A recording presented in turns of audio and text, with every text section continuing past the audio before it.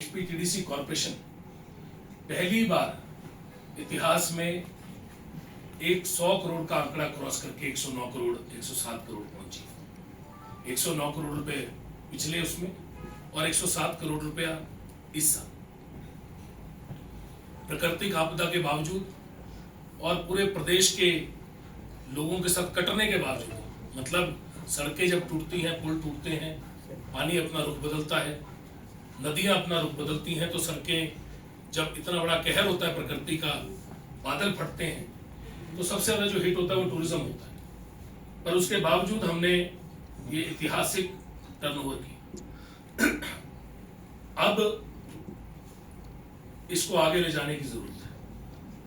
हमने पिछली press conference में बताया कि फूड सिविल सप्लाई से हमने अपनी खरीदारी का पैक्ट किया है, जिस पैक्ट के तहत हमारा मानना है कि करोड़ों रुपया और बचेगा, क्योंकि तकरीबन 40 करोड़ रुपए की खरीद होती है, उसमें से 25 करोड़ की खरीद हमने फूड सिविल सप्लाई की, और उस 25 करोड़ की खरीद में भी करोड़ों रुपए की बचत प्रदेश में एचपीटीडीसी को होने वाली है, क्योंकि ये पूरी खरीदारी का जो जिम्मा है अब सिविल सप्लाई कॉर्पोरेशन के पास होगा।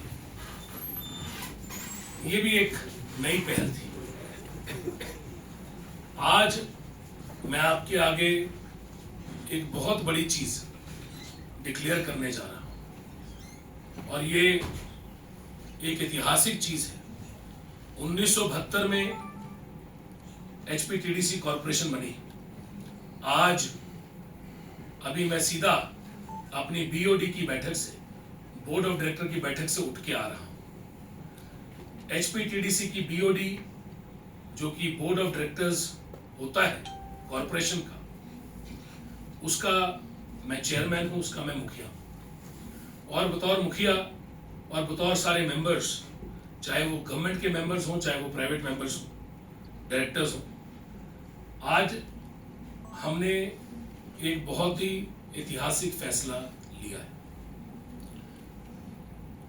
आज एचपीटीडीसी हिमाचल प्रदेश को, जितने भी हिमाचल के हमारे नागरिक हैं, आगे सबकी सोच ले जाते हुए, क्योंकि एचपीटीडीसी का विस्तार होना है।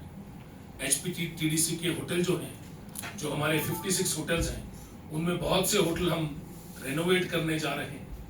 बहुत से होटलों को हमने एडीबी को, जो फंडिंग है, उसके तहत रेनोवेशन के लिए टेंडर कर दिए हैं, और बहुत से होटल हमने आज प्रपोज किए हैं जिनको हम चरणबद्ध तरीके से रेनोवेट करेंगे। आज हमने ये भी डिसीजन लिया है कि हम एक कंसल्टेंट अपॉइंट करेंगे, जो कंसल्टेंट हमें अपने होटल्स की फिजिबिलिटी और उनका रोड मैप बताएगा।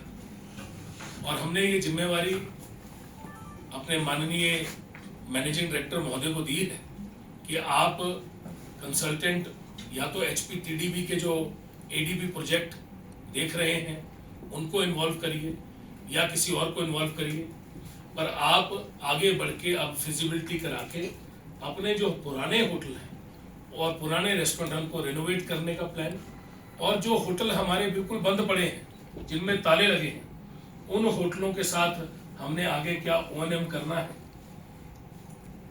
और उनके तालों को खोलना है, ताकि कम से कम उनको पड़े पड़े वो खंडर ना बन जाए, क्योंकि बहुत से होटल हमारे ताले लगे हैं अनेकों सालों से। कुछ प्रोजेक्ट हमारे एडीबी के प्रोजेक्ट जो पिछली ट्रांच के थे, जो प्रोजेक्ट इससे पहले बने थे, चाहे वो माता का बाग कांगड़ा में, चाहे वो बीड़ बिलिंग का इंस्टीट्यूट, और चाहे वो अलग अलग रजियाना के अंदर एक बहुत बड़ा आर्ट एंड कल्चर विलेज, अलग अलग चीजें बनी थी जो एडीबी के प्रोजेक्ट में करोड़ों रुपए की लागत से बनी थी, पर उनमें ताले लगे हुए थे। आज तक वो जंग खा रही थी, वो शुरू नहीं हो पाई थी। उनके ताले खोलने का काम एचपीटीडीसी करने जा रहा है। वो जो प्रॉपर्टीज में करोड़ों रुपए लगा, और करोड़ों रुपए की भूमि जिन प्रॉपर्टीज को दी गई, और करोड़ों रुपए की एडीबी की पिछली ट्रांच की लागत से वो बना, मतलब हमारे से पूर्व की सरकार में बना, चाहे उससे पहले बना, अनेकों सालों से वो प्रोजेक्ट बंद पड़े हैं, जैसे जैसे ट्यूलिप गार्डन है, जैसे मैंने आपको अलग अलग प्रॉपर्टीज के नाम दिए। इन प्रॉपर्टीज को आगे किस तरह से आपने देना है और इनके तालों को खोलना है, ताकि ये नई करोड़ों रुपए लगा के जो प्रॉपर्टीज बनी है और प्रदेश को इतनी बड़ी बड़ी प्रॉपर्टीज मिली हैं जिसमें करोड़ों करोड़ों रुपए खर्च किया गया है, उन प्रॉपर्टीज को आगे दिया जाए ताकि वो चल पाए।